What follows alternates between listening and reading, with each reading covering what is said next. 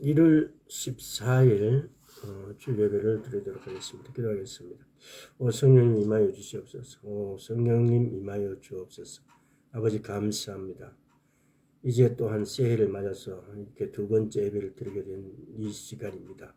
아버지 하나님, 원래는 모든 것을 우리 주님께서 기도한 대로 다 이루어지시기를 소원합니다. 또한 아버지 하나님, 원래는 더욱더 찬양 받으시옵시고 또 원래는 또 아버지 하나님의 그 크신 능력을 이 땅에 무한히 풀어 헤치는 해되게 주여 통치하여 주옵소서. 감사드리고 우리 주 예수 그리스도 이름으로 기도드리옵나이다. 아멘. 오늘은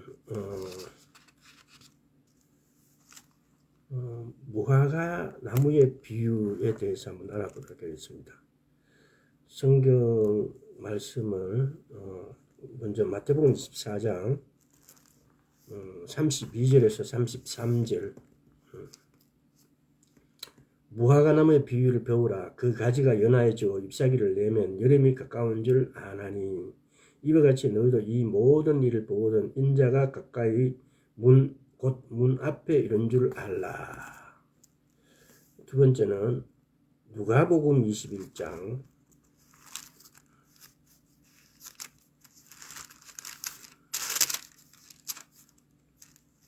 29절에서 33절입니다. 이에 비유로 이르시되 무화과 나무와 모든 나무를 보라. 삭이 나면 너희가 보고 여름이 가까운 줄을 자연히 아나니 이와 같이 너희가 이런 일이 나는 것을 보거든 하나님의 나라가 가까운 줄을 알라. 내가 진실로 너희에게 말하노니 이 세대가 지나기 전에 모든 일이 다 이루리라. 천지는 없어지겠으나 내 말은 없어지지 아니하리라. 다음에 마가복음 13장을 한번 보겠습니다. 마가복음 13장 28절에서 29절 무화과 나무의 비유를 배우라. 그 가지가 연하여지고 잎사귀를 내면 여름이 가까운 줄 아나니 이와 같이 너희가 이런 일이 나는 것을 보거든 인자가 가까이 곧 문 앞에 이른 줄을 알라. 무화과 나무라는 것이 이스라엘의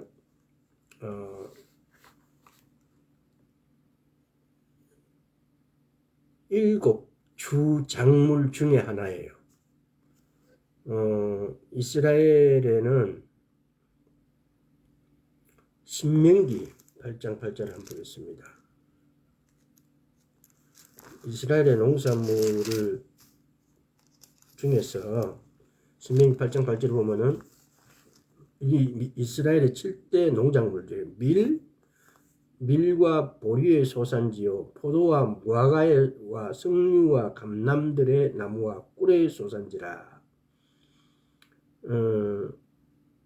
이것이 7가지의 이스라엘의 주요 재배되는 농작물이죠.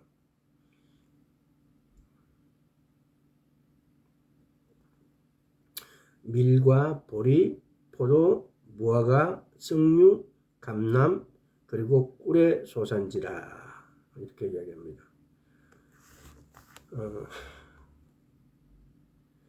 먼저 우리가 이 무화과 나무의 비유를 하기 전에 이스라엘의 전반적인 상황을 이렇게 한번 살펴보도록 하겠습니다.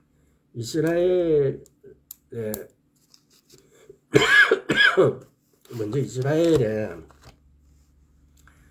달력, 그러니까 이스라엘의 달력은 우리는 보면 우리 태양력을 근거로 하는 1월이 보면은 보통 이스라엘은 첫 해가 출발이 그 걔네들은 나팔절 티스리월 나팔절이에요.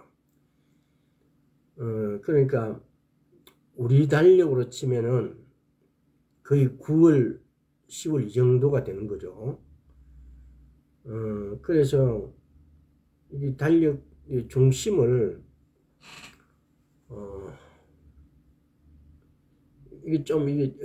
이게 여기서 보면은 중심을 어디에 두느냐에 따라서 그러니까 이게 우리 태양력을 기준으로 해가지고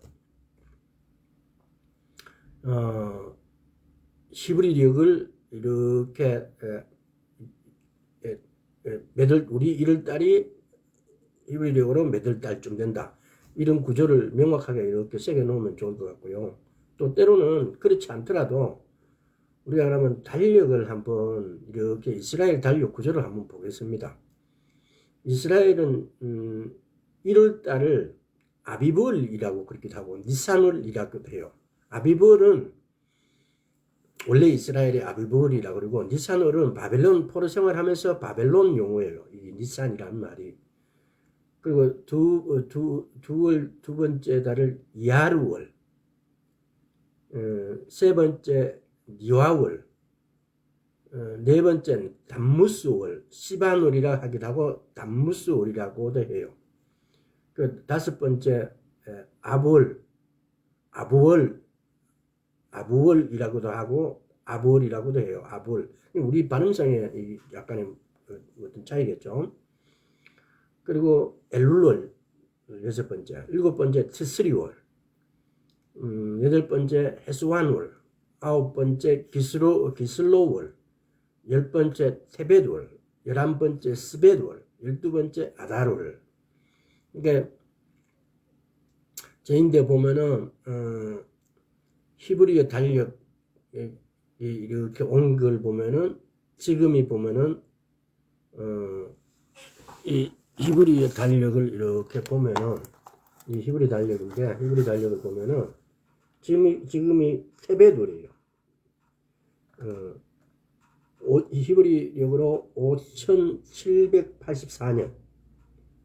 그래서 테벳월 오늘이 며칠냐라면은 이제 테벳월에서 지금은 셰밧월이에요. 셰밧월. 그러니까 지금이 스벳월이에요. 스벳월. 12번째 달 스벳월이에요. 근데 지금 그래서 스벳월 오늘 4일.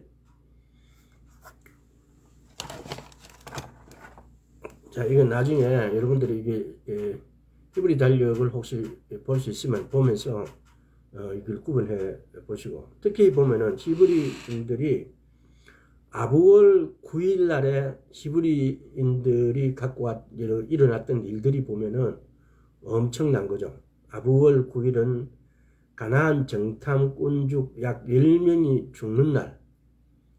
이때 또 아부월 9일이고, BC 580년에 예루살렘이 성전이 무너진 것도 아부월 9일이고, AD 70년에 디도 장군에 의해서 예루살렘이 성전이 파괴된 것도 아부월 9일이고, 1290년 영국에서 쫓겨난 것도 아부월 9일이고, 1492년 스페인에서 쫓겨난 것도 아부월 9일이고, 1914년 7월에 제2차 세계대전이 일어난 것도 아부월 9일이고, 히틀러가 유대인 몰살시키겠다고 선언한 날도 아부월 9일이고, 2005년 유대인들의 가자지구에서 쫓겨난 날, 유대인들이 가자지구에서 쫓겨났어요. 2005년도에.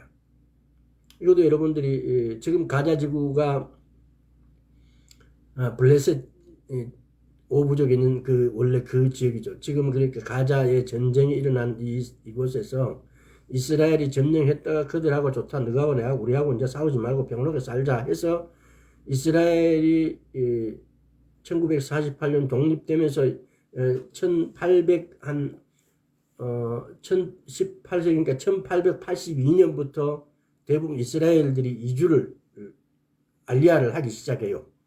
이제 그때부터 가자 지구에 이제 그러면 그 전에 이스라엘에 그냥 사람이 살았느냐? 살았죠, 물론. 근데 그 사람들이 도시를 형성하고 산 게 아니고 하나님 말씀대로 그 땅이 버림받았고 황폐하게 됐어요. 그래서 유목민들만 그냥 왔다 갔다 할 정도의, 예루살렘에도 그 정도였어요. 그러니까 다른 지역에는 말할 것도 없죠. 그래서 이스라엘이 들어와서 다시 정착하기 시작하면서 가자지구를 내어준 거예요. 그래서 가자지구에 살던 이스라엘 사람들이 강제 철거를 시킨 거예요. 그래서 2005년 유대인들이 가자지구에서 완전 이렇게 쫓겨났다 그러는데 철거를 시킨 거예요. 2006년대에 레바논이 이스라엘 공격을 하기도 합니다.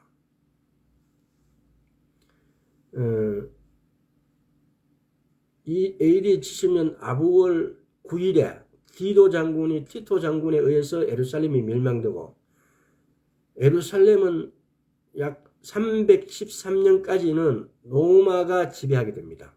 그러니까 AD 70년부터 시작해서 예루살렘은 313년까지는 로마가 지배하게 돼요. 그리고 거기서부터 636년까지는 비잔틴 문화, 비잔틴이 지배하게 되고 또 비잔틴이 지배하고 난 후에 1099년까지는 아랍이 예루살렘을 지배하게 돼요. 또 거기서부터 1291년까지는 십자군이 지배해요. 또 거기서부터 15년 1516년까지는 만무쿠족들이 지배해요. 그리고 이제 1516년부터 1917년까지는 오스만 터키가 지배하게 돼요. 그리고 오스만 터키가 지배하고 난 다음에 영국이 지배하게 돼요. 그래서 영국이 1948년 5월 14일 이전까지 지배하다가 이제 이스라엘이 독립하게 되어지죠.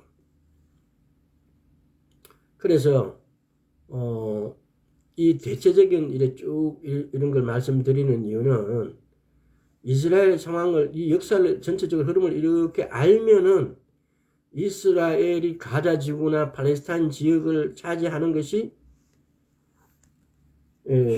그 역사적 사실들을 이렇게 알므로 그들의 애로점, 또 그들이 지금 가자 지구에서 일어나고 있는 전쟁들에 대해서 우리가 충분히 알 수가 있는 겁니다. 그걸 알아야만이 이스라엘이 참 억울하겠다. 때로는 블레셋 지역에 있는 사람들이 너는 참 억울하겠다고도 할 수 있지만은 우리가 무슬림인들에 대해서 알아야 되는 게 뭐냐면요. 특별히 지금 가자 지구에 점령하고 있는 이 사람들은요.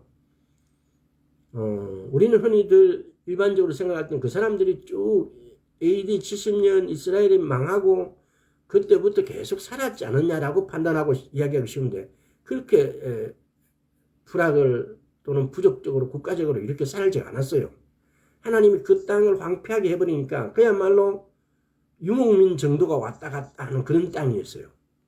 그러다가 1882년부터가 이스라엘이 알리야를 하기 시작해요.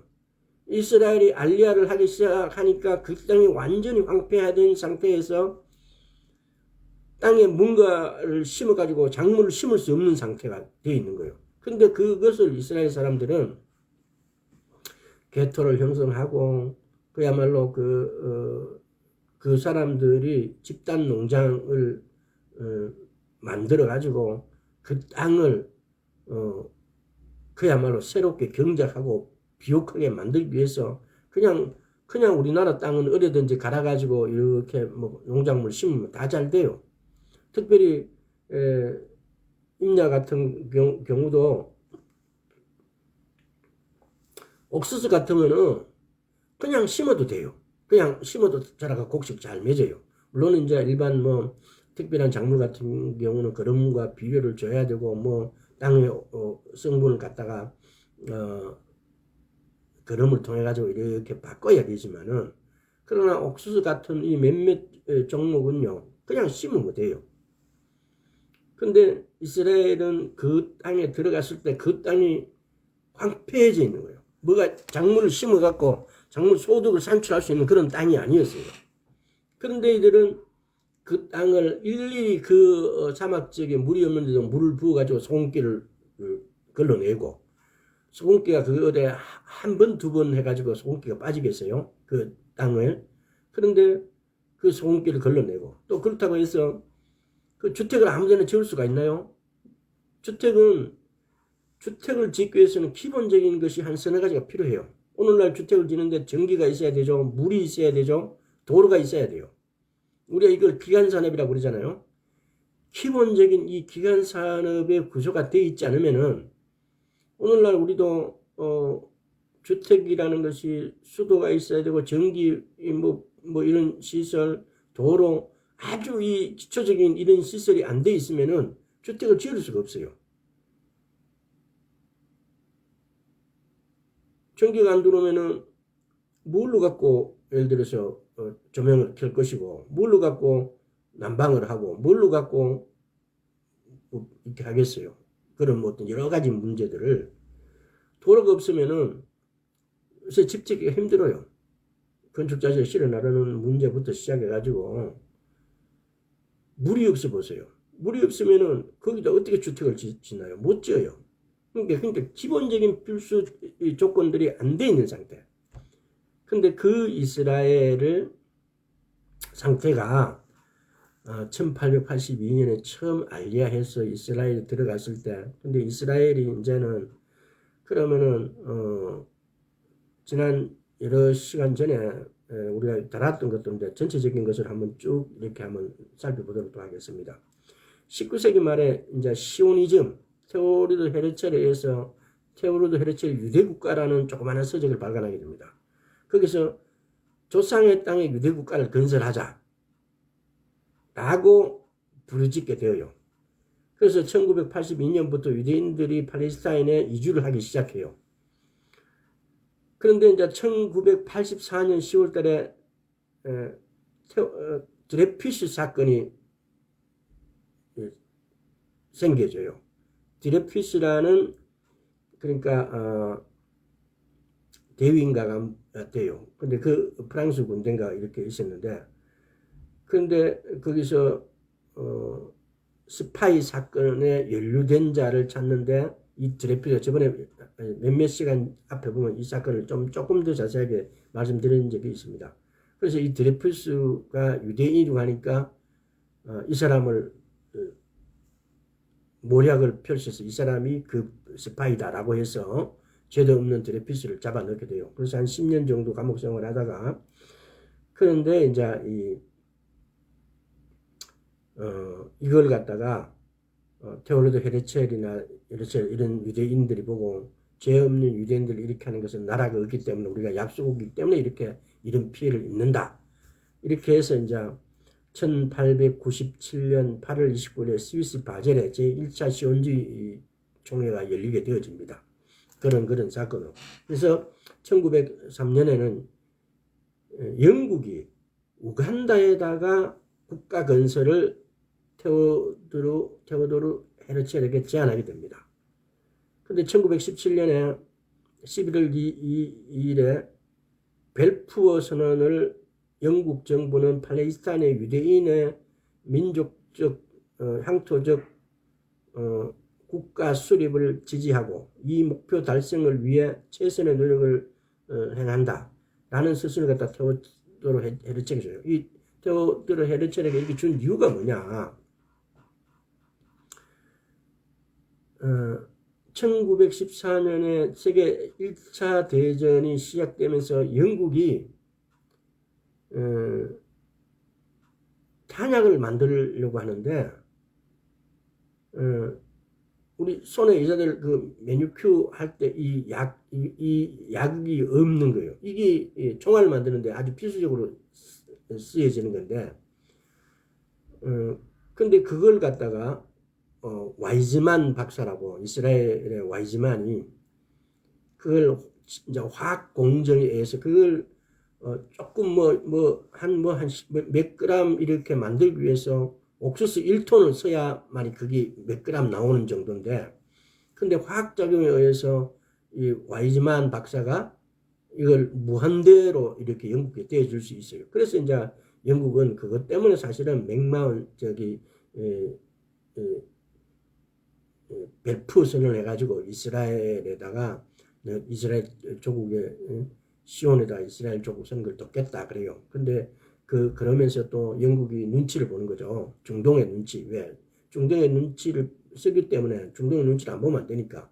그러니까 또 이 중동 지역에다가는 맥마운 1916년인가 15년인가 이스라엘하고 벨푸 선언을 맺기 이전에 이미 중동하고는 맥마운 선언을 해요. 아마 맥마운 선언 맞을 싶습니다. 그러니까 우리는 너하고 이렇게 하면서 우리가 너 도와주겠다라고 이중적인 약속을 하게 된 거죠.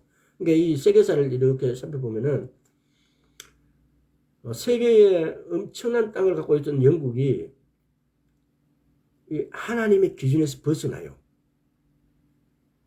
그래도 우리가 세계에서 아주 그래도 오랫동안 세계의 군주 역할을 해온 나라가 영국, 프랑스 이렇게 옛날에 보면은 그 중세 그 시대 때는 또 네덜란드 같은 경우도 함선이 이렇게 많아갖고 이런 좀 그쪽 나라들이 좀 앞선 문화를 가지고 있었지 않습니까? 근데 영국이 다 그래도 조금 대국다운 행동을 하고 이러는데 보면은 이스라엘에게 이 배프 선언하고 중동에게는 맹마원 선언하고 약간 이중적이에요. 그래서 하나님께 받대를 받은 것이 아닌가. 그래서 이제 또 1939년에 히틀러의 2차 세계 대전 중에는 이스라엘 사람, 그러니까 이스라엘 사람에게 다윗의 별의 완장을 채워요. 그러니까 그래서 이 사람들을 개토, 유대인 수용소에 수용하게 되고 약 600만 명을 거기에서 죽게 만들죠. 먼저 예레미야서 30장을 한번 보겠습니다. 예레미야서 30장 7절. 이게 우리는 이 대략적인 이런 것을 이렇게 보면서도 이거 좀 알고 있어야 돼요.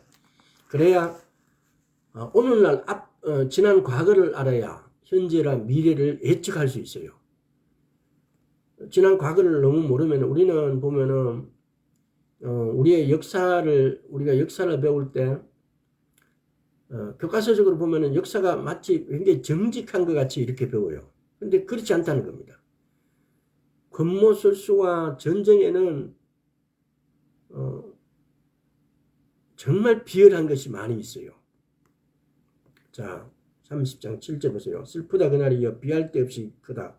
이는 야곱의 환난 때가 됨이로다. 나는 그가 이에서 구하여 냄을 얻으리로다. 1947년 11월 28일에 독립일 유엔에 상정시켜요. 근데 1947년 11월 29일에 찬성 33표, 반대 13% 독립이 선언시켜져요. 유엔에서는. 그런데 영국이 이 투표에서 기권을 하게 돼요. 왜? 팔레스타인이 그때 당시에 영국의 통치 아래 있었어요. 그러니까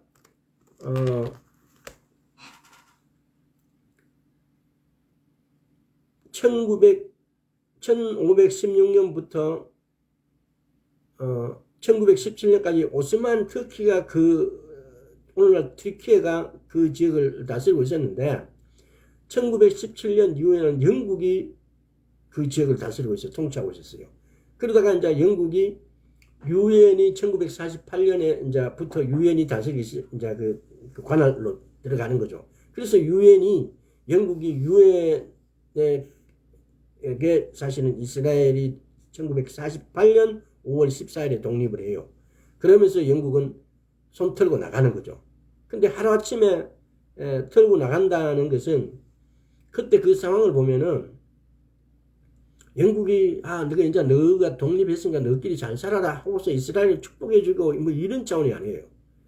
영국은 그때 당시에 자기들이 떠나면은 그 아랍국들이 뺑돌아선 아랍국들이 이스라엘을 완전 정말 이스라엘의 서해 바다로 밀어넣어가지고 하루도 못 가 버티고 이스라엘 망할 걸 예측한 거예요. 그런 상태에서 영국은 떠나게 돼요.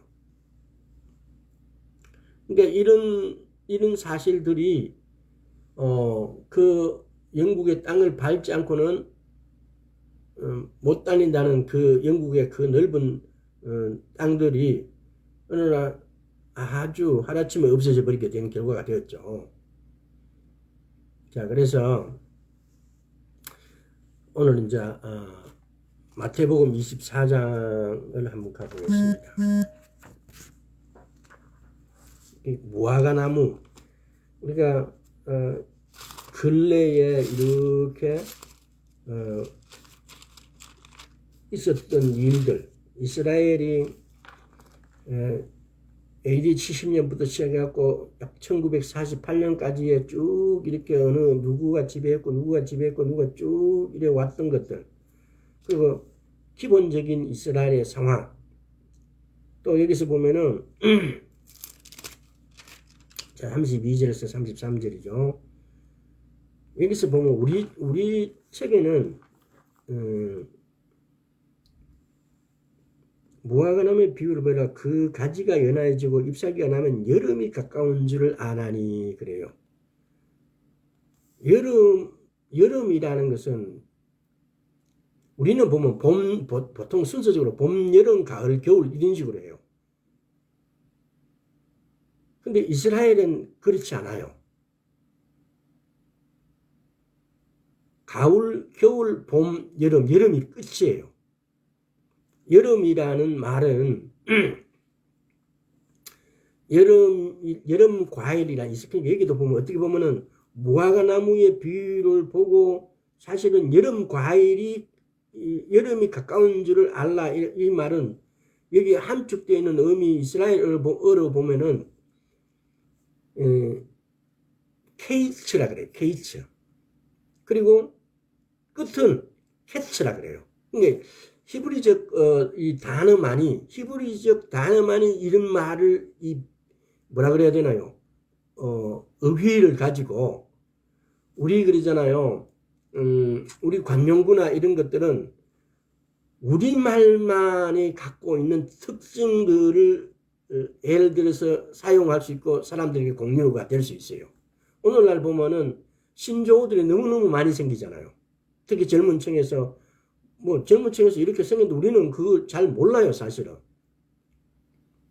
그런 자기들만이 쓰는 용어들을 이렇게 들으면은 예를 들어서 주로 많이 쓰는 것 중에 하나가 첫자, 중간자, 끝자 이런 걸 딱 섞어가지고 이렇게 용어를 하면 그게 무슨 말인지 거기에 같은 그런 말을 안 들어보고 커뮤니케이션에 참여해보지 않으면 그게 무슨 뜻인지 몰라요. 근데 그걸 한번 들어보면 아하 그래서 저걸 저렇게 하구나.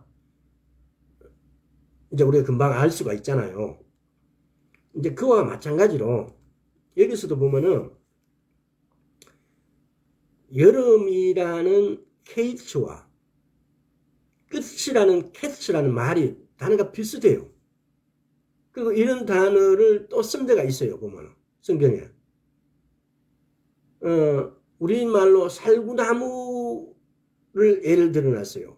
근데 그게 이스라엘어는 아몬드 나무래요.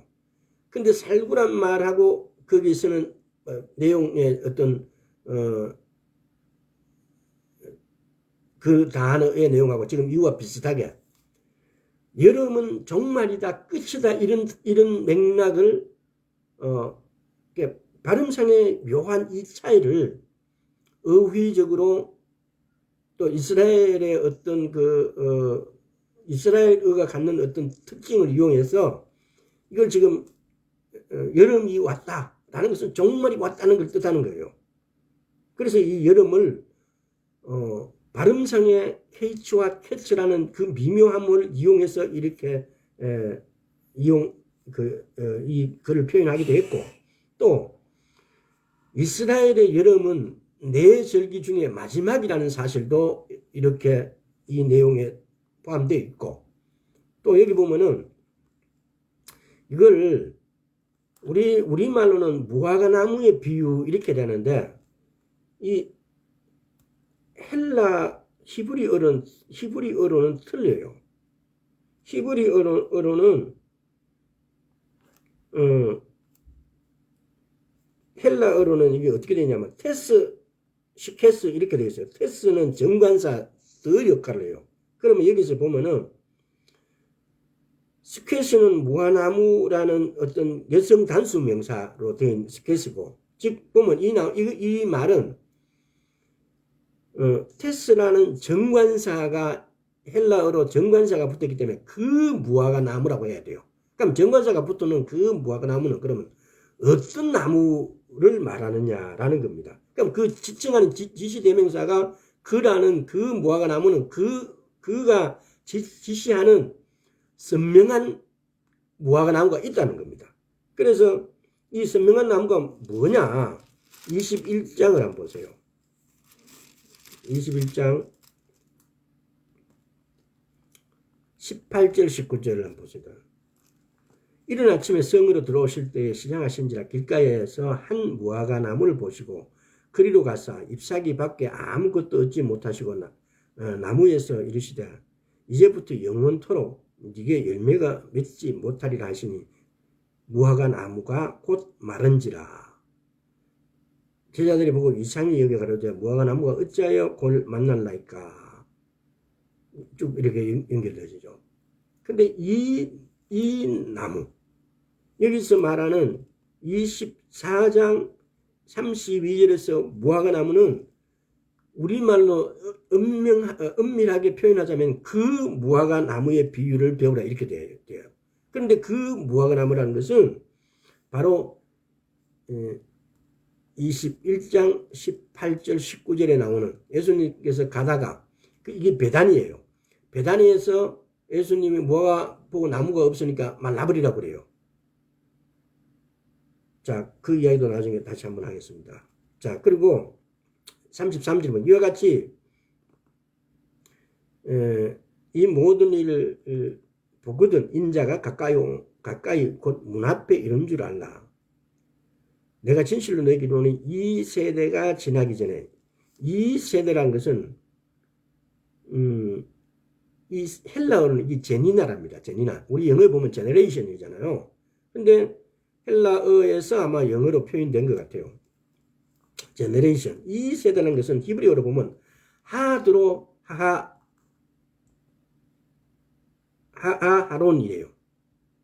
여기서 하드로 할 때 하가 히브리어 정관사 더예요. 이 세대가 할 때 이 세대도 선명하게 정관사 어떤 세대라는 것이 딱 지시를 해놨어요. 그래서 여기서 이 세대라는 것은 마지막 세대, 특정한 장소나 또는 사건이나 시간대를 지시하는 정관사가 하론이라는 거예요. 하라는 정관사가 선명하게 지시하고 있다는 겁니다. 그래서 이 세대는 마지막 세대라고 이야기한다는 겁니다. 여기서 보면은 이 세대가 지나기 전에 이 일이 다 이루리라. 이 마지막 세대가 이 세대가 다 지나기 전에 이 말로 우리말로 표현하면은 뭔가를 이 세대에게서 일어나는데 이 세대가 뭔가를 알고 있는 본인이 더 정확하겠죠.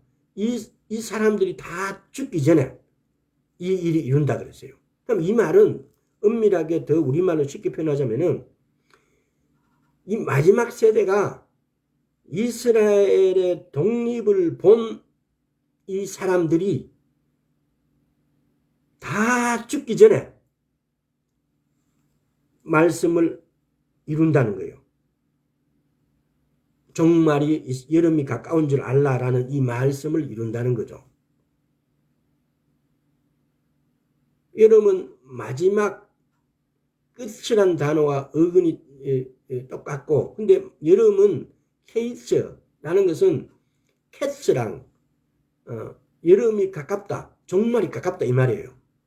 그러니까 이걸 우리말로는 우리 어떤 단어나 어떤 우리말로 이걸 아주 어휘적으로 히브리어가 갖고 있는 특징을 이용해서 이렇게 표현해 놨기 때문에 이걸 수학 공식적으로 막 선명하게 표현할 수는 없어요. 그러나 우리가 시를 쓸 때도 시적 개념이라든가 문학적인 어떤 이런 뭐라 그래야 될까요? 미사여기보다 더하게 네 언제 국선을 먹여주는 이것보다도 더 관용적인 어떤 것보다도 더 리얼한 표현이에요, 여기. 그래서 이 무화과 나무의 비유라는 것은 이런 환경에 의해서 이런 조건에 의해서 우리가 마지막 때를 알 수 있는 가장 중요한 척도가 뭐냐? 그래서 우리가 하나님의 시계를 뭐라 그러냐? 이스라엘을 보고 하나님의 시계라 그래요. 왜? 이스라엘이 없던 나라가 알리야가 돼서 다시 이스라엘의 독립이 되어서 이 이스라엘이 생겨나게 되어지면은 이것보다 더 중요한 사건이 이것보다도 그래서 이 사건을 두고 하나님은 여름이 가깝게 되어지면은 이 여름이 가깝게 온 것을 본 세대가 다 없어지기 전에 이 일을 모두 마치겠다라고 말씀하시는 거예요. 그래서 우리는 무화과 나무의 비유를 통해서 이스라엘을 알아야 되고, 그래서 왜 제가 처음에 이제 이스라엘이 1900 AD 70년부터 이스라엘이 망하고 난 다음에 쭉 이스라엘을 다스렸던 제국들, 민족들 이렇게 쭉 이야기해 줬어요. 그 시간 동안에 특히 오스만이 지배할 때는 이스라엘의 나무에도 벌금을 매겨버렸어요. 세금을 걷었어요. 나무가 이렇게 있으면, 물론 그 나라는 우리나라보다도 나무가 귀해요. 사막 지역이니까. 근데 그 나무에다가 세금을 걷어들이니까 사람이 나무를 벨 수밖에 없잖아요. 또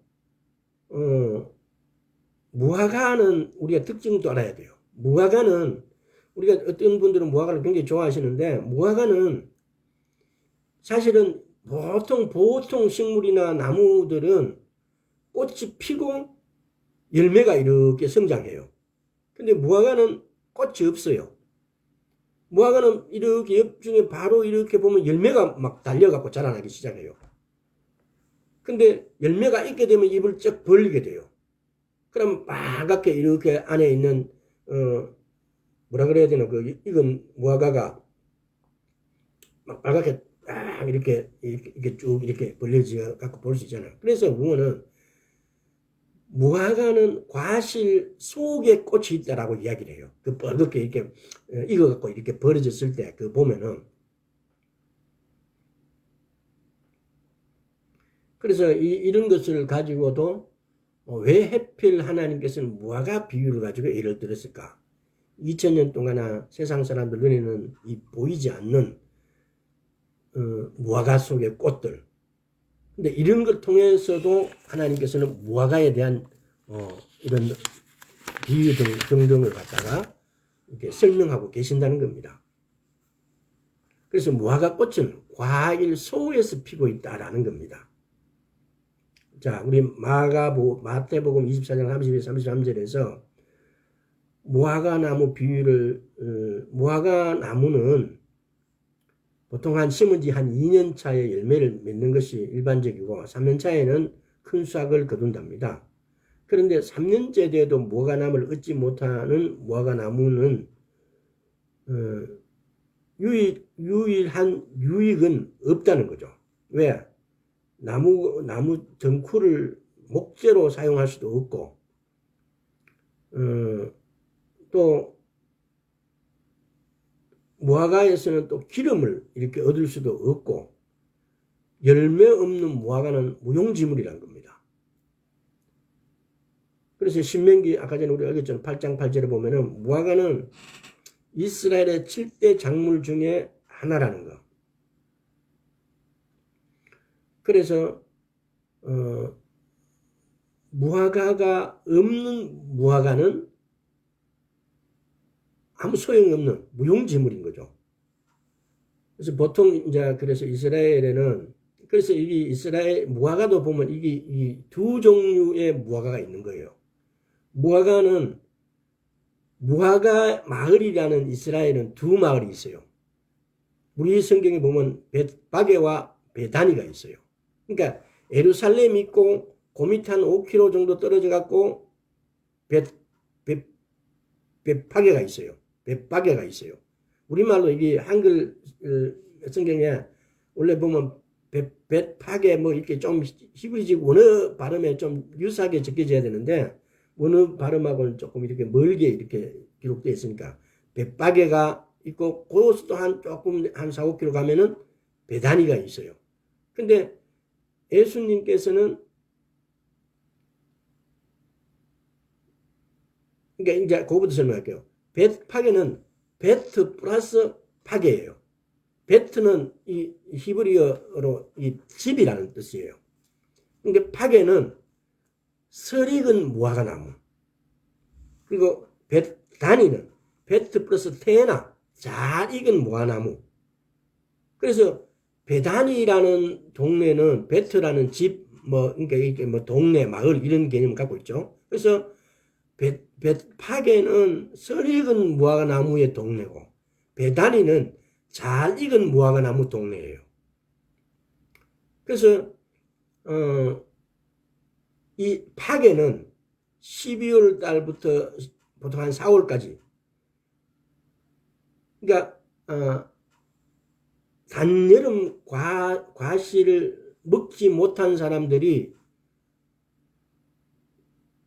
공짜 파괴를, 왜냐면은 이 무화과나무 특성이 그렇답니다. 파괴가 열리고 난 다음에 파괴를 따줘야 된대요. 파괴를 따줘야 두 번째, 이제 막 세 번째 이렇게 열리는 무화과들이 단위가 꽤나 좋은 잘 익은 무화과가 나온대요. 처음 익은 이 파괴는 별로 그렇게 달지도 않고 굵지도 않고 이런 것이 열리는데, 그러면 이 파괴를 따줘야만이 단위 테나가 열리는데, 이거 따려면 돈이 들어가잖아요. 그래서 이 파괴는 지나가는 사람이나 그동안 이렇게 배가 고팠던 사람들을 겨울 내내 쉽게 말하면 오랜 시간 동안에 과일 맛을 이렇게 못 본 사람들 그냥 따먹으라는 거가. 그러니까 또 이걸 가난한 사람들은 이 과일을 따먹기 위해서 막 기다리는 거예요. 왜? 단 것을 너무 못 먹어봤으니까. 그래서 호세아서 9장 한번 볼까요?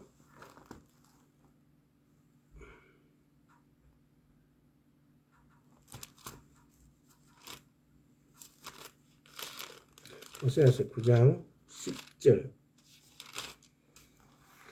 옛적에 내가 이스라엘 만나기를 광야에서 포도를 만난 같이 하였으면 너희 열조보기로 무화과 나무에서 처음 맺힌 첫 열매를 본같이 하였거늘 저희가 바알 부올에게 가서 부끄러운 우상에게 몸을 드림으로 저희의 사랑하는 우상같이 가정이 여겼도다. 처음 맺힌 첫 열매, 이 파괴예요. 파괴. 왜? 파괴는 맛은 별로 없지만, 그렇지만은 많은 사람들이, 가난한 사람들이 간절히 기다렸던 음식이에요.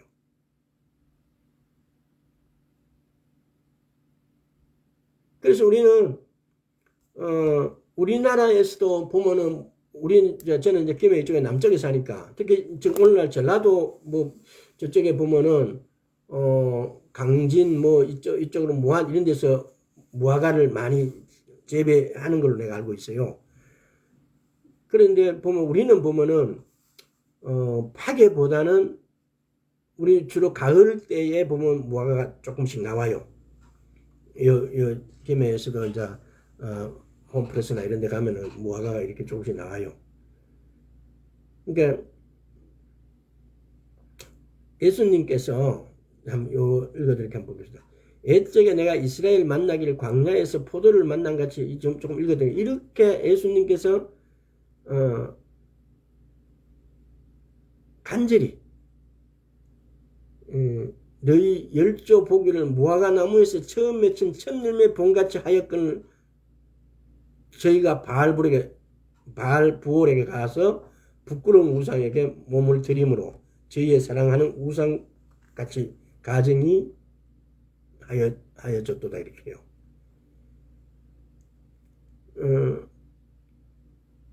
배고픈 사람들이 파괴를 그 파괴 첫 무화과 나무를 기다린 같이 기다리셨다 이 말이죠. 그래서 우리가 또 알아야 될 것은 무화과는 이스라엘을 상징한다는 거고, 여름은 종말을 상징한다는 것도 우리가 알고 있으면 돼요. 무화과 나무의 상태를 보고 여름이 가까운 것을 알 수 있듯이 이스라엘 상태를 보고 종말이 가까운 것을 우리가 알 수 있다 이 말입니다. 그래서 예수님의 행적을 보겠다면은 파게의 동네인 벳파게에서 나귀를 타고 성전 입성을 하는데, 그리고 성전을 깨끗이 하고 처음 사역을 하였습니다. 그 후 물이 익은 무화과 테나의 동네에 베다니로 가십니다. 마태복음 21장 19절을 보면은 조금 전에 우리가 18절 19절을 읽었지 않습니까? 테나 동네 베다니에서 파괴를 맺지 않는 무화과 나무를 보시고 꾸짖으시면서 파괴 없는 테나 맺을 수 없기 때문이다. 예수님은 파괴 없는 무화과 나무를 테나의 동네에서 꾸짖으시고 마르게 하신 것입니다. 그러니까 테나 파괴 없는 무화과 나무를 테나의 동네에서, 그러니까 베다니에서 꾸짖었다 이 말이에요. 그러니까 베다니에 있는 무화과 나무에서 파괴를 열리지 않는 그 무화과 나무를 꾸짖었다 이 말입니다. 미가서 7장 1절 한번 보겠습니다.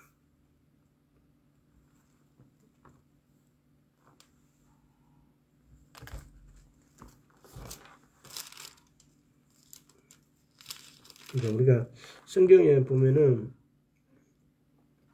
아주 예수님이 막 딱딱하고 막 이런 분이 아니고 굉장히 유머틱하고 좀 굉장히 좀 뭐라 그래야 돼요? 재미있으신 분이었던 것 같아요. 우리 지상에 계실 때도 재앙이로다 나여 나는 여름 실과를 딴 후와 포도를 거둔 후 같아서 먹을 송이가 없으며 내 마음에 사마는 처음 익은 무화과가 없도다. 재앙이로다 나여 나는 여름 실과를 딴 후에 포도를 거둔 여름 실과를 딴 후와 포도를 거둔 후 같아서 완전히 그냥 황폐한 거죠, 그죠? 미가 선지자는 파괴 없는 것을 재앙으로 지금 표시했다 이런 개념이죠. 지금 우리가 하고 있는 말씀 묵상은 맛이 없는 첫 열매인 파괴 열매와 같은 의미다라고 이렇게 표현을 했어요.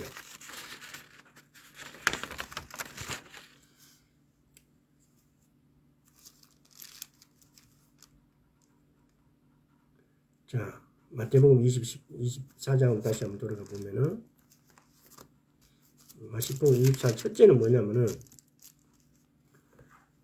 32절 무화과 그 무화과나무 비유를 배우라. 그 무화과나무 비유를 배우라. 아까 그 비유를 배운 게 마태복음 21장 18, 19절에서 예수님께서 베다니에서 열매 맺지 않은 것에 대한 꾸짖은 그 무화과나무. 갈라디아서 5장을 한번 보겠습니다. 갈라디아서 5장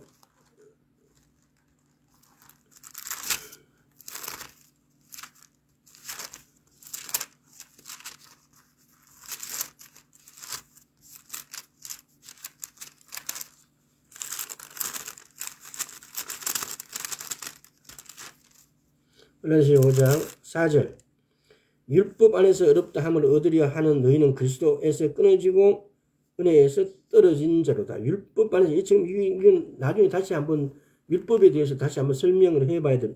하는 게 좋을 것 같습니다.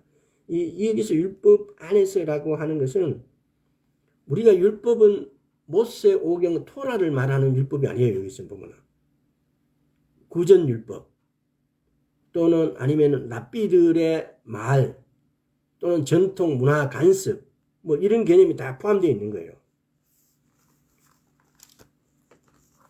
자, 마태복음 다시 두 번째 가서 이제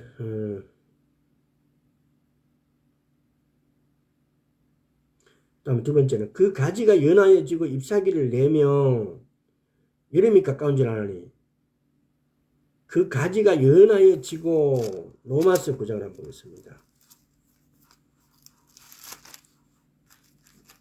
23절에서 29절까지.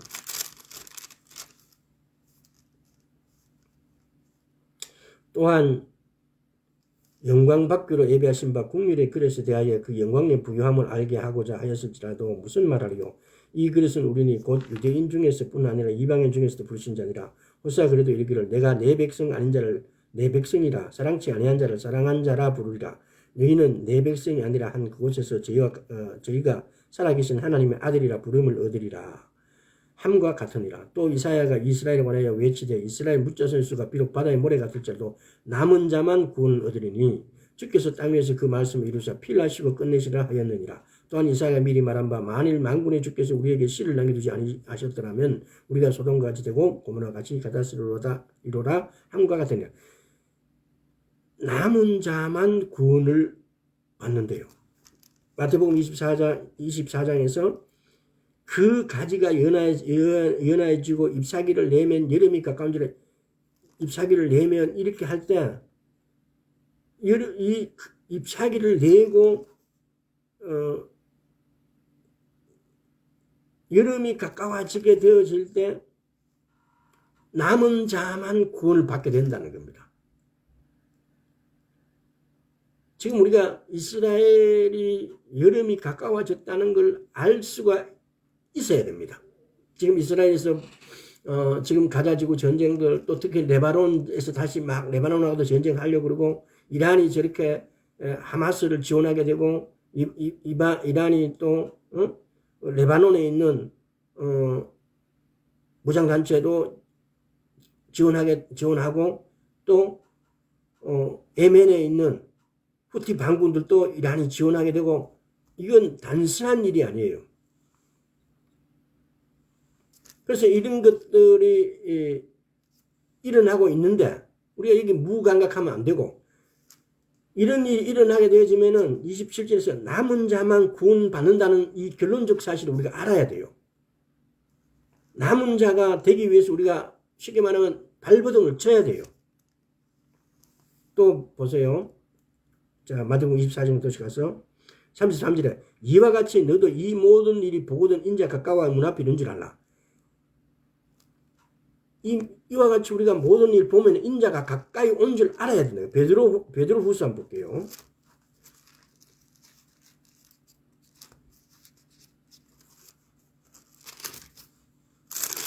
베드로 후서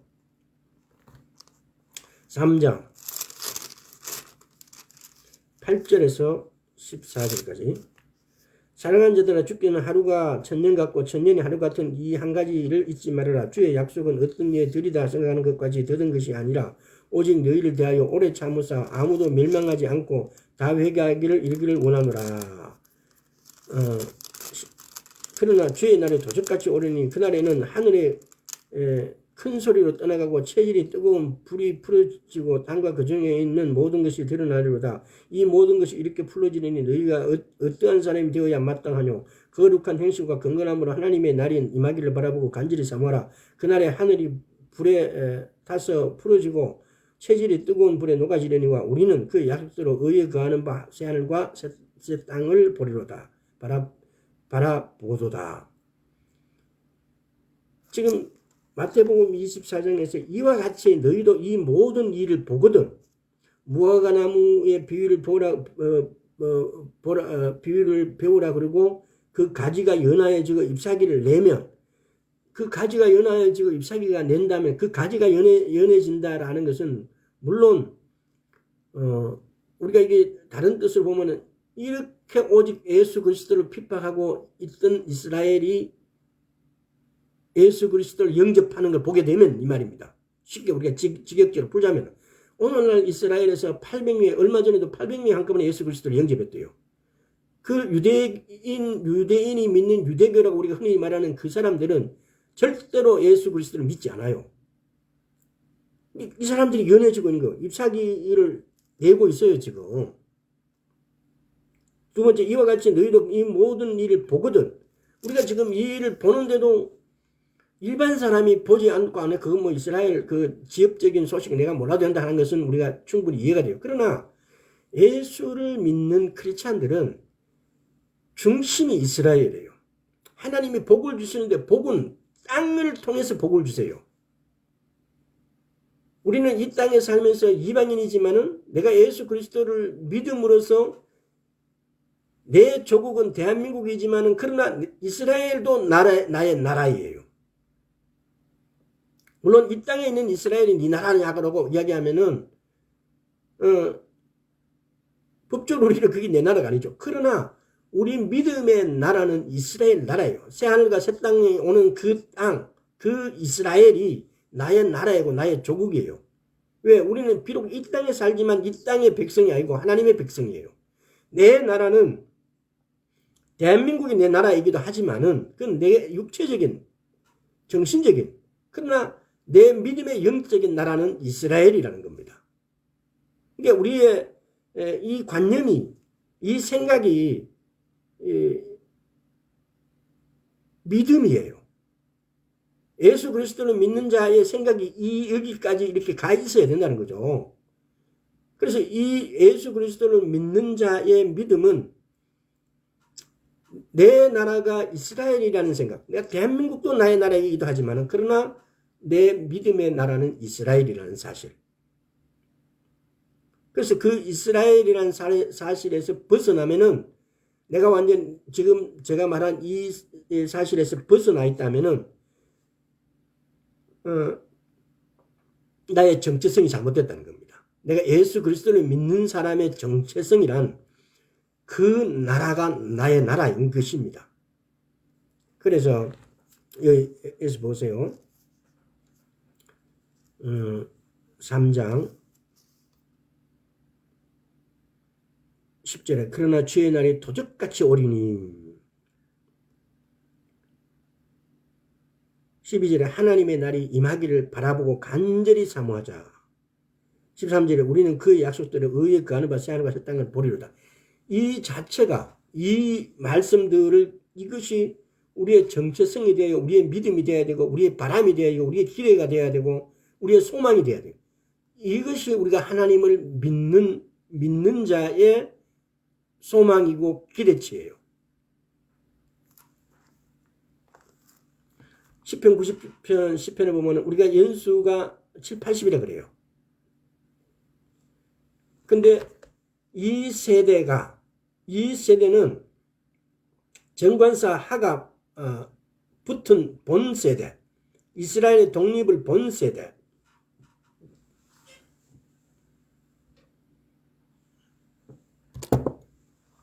제가 말씀드렸잖아요. 1948년에 이스라엘 5월 14일에 이스라엘이 독립됐지만은 그러나 예루살렘이 회복 없는 독립은 완전한 독립이라고 할 수가 없어요.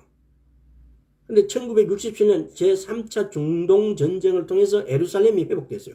1967년 6월 5일부터 6월 10일까지인가 6일 전쟁을 해요. 그래서 1967년이 이스라엘 독립을 본 세대라고 어떻게 표현하면 맞을 것 같아요. 이 마지막 세대예요. 그렇다면 1967년에 70을 더하면은 2037년이 돼요. 그러면 2037년 한 세대 7일에 안에 오신다는 그 표현은 거기다가 우리가 대입해 볼 필요가 있어요. 이것이 마지막 세대라는 거죠. 이스라엘의 독립을 보고 이스라엘의 독립을 본 세대. 물론 이스라엘의 독립을 1967년에 독립을 70살 먹은 할아버지도 봤을 수도 있고 10살 먹은 어린아이가 봤을 수도 있고 우리같이 61년생 같으면은 67년간 5살, 7살 뭐 이 정도에 본 사람도 있을 것이고 그러나 그 세대가 다 지나기 전에 그 세대가 다 죽기 전에 예수님은 오신다는 겁니다. 근데 예수님은 한 일 안에 이 모든 것을 이룬다고 말씀하셨어요. 그래서 우리는 점점 더 특징을 이렇게 가깝게 갈 수가 있는 거죠.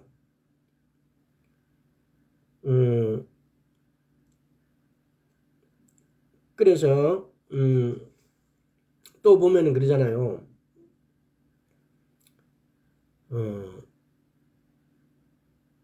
예수님이 여기서 보면 24장에 보면은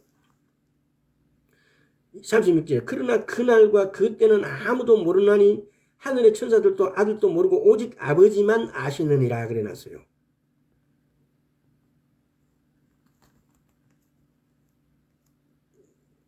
디모데 후서입니까? 데살로니가 후서란가 볼까요?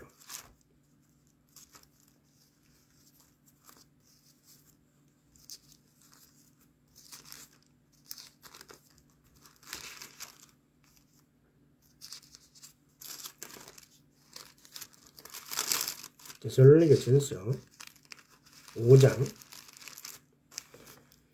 지금 마태복음 36장에는 아버지 외에는 오직 아버지만 아시느니라 그래놨어요.